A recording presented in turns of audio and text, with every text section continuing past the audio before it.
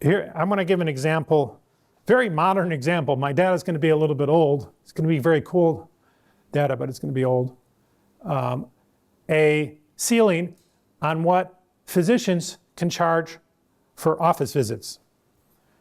So here we're going to have K be the physician input, or maybe the physician's assistants, nurses, clerical staff.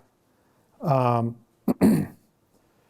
K is going to be, let's say, in the inelastically supplied in the short run, we have a group of people who have medical degrees and can practice medicine, and that's more or less fixed. In the long run, it could be quite elastic. These physicians can retire or move somewhere else. Fewer physicians can come out of medical schools, etc. So this is going to get at your long run and short run picture being different. L is going to be the patient inputs.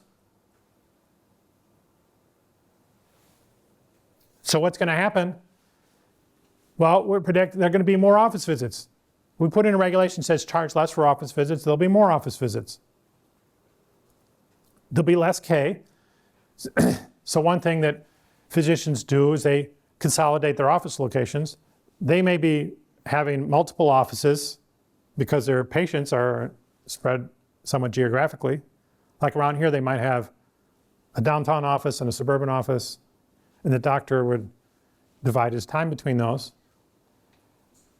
You put a price ceiling on, and he closes suburban offices, and he says, oh, the suburban people, you all got to come downtown to meet me. I'm not getting in the car anymore to come meet you guys. At the time of my data, actually, physicians did something called house calls. You maybe never heard of that, but the physician would come to your house. Depending on your condition, that could be pretty nice, convenient. Another thing that physicians used to do in those days, they're kind of picking it up. But in those days, they would call, talk on the phone.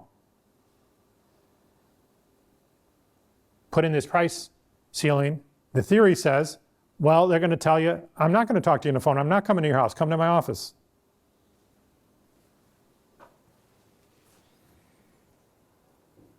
You also have the thing that we talked about with the Ubers and the shopping.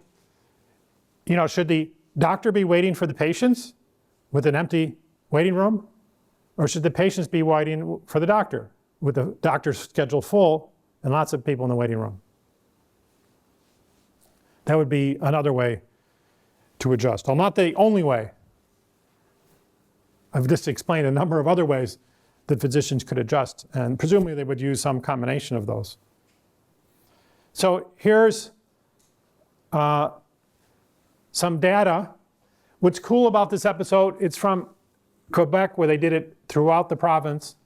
What's cool about this data, we have two dimensions of measurement. We have before and after, of course, but we also have two sources of data.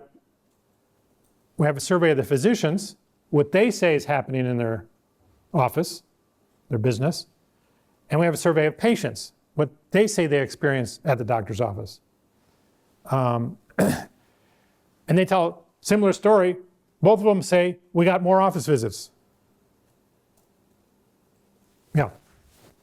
Well, I know, so I just thought that was pretty cool because I think in Canada, there's a price ceiling on a lot of stuff for medicine. So lines are usually considered to be unusually long. And that's exactly the thing where you shift from RK to WL. To some extent, yeah. If it's not like the swimming pool thing, yeah. Yeah. I just thought that was pretty neato. There's also the cutting in line element here. You think Trudeau has to wait in line someday when he needs a knee surgery? Probably not. Probably not. It's not just the very top of the political structure. I mean, those people more plugged in, I got friends who are doctors. You're not going to get me in, right? A lot of Americans don't have friends who are doctors. What do? So it kind of favors a certain group of people. Right? That's why I always want to look at why do we have these things. Here are some measures of inverse of K. I didn't want to have a negative part of the graph, So I just did the inverse of K. What happened to days waiting for employment, time waiting in the office? They both went up. Now that's not the only part. All these things are K measures. All these things indicate that K went down. Again, and I didn't want to show negative, so what I'm showing here is the before minus the after, rather than the after minus the before. Just so I can show you positive numbers instead of negative numbers. And we have different estimates of things. How long the office visit lasts went down. I've heard, not from Canada, but from other countries that put in these type of rules, doctors will schedule 2 appointments for what they normally would do 1. Maybe you're going to get some kind of injection to help with your chronic condition, and he'll divide it into 2 injections instead of 1. And they can charge you twice. Telephones, I mentioned, telephone visits go down. 2 different sources. The patients say there were less telephone visits, and the doctors say they did less telephone visits. Same with house calls. Both the patients and the doctors say less house calls. Okay, so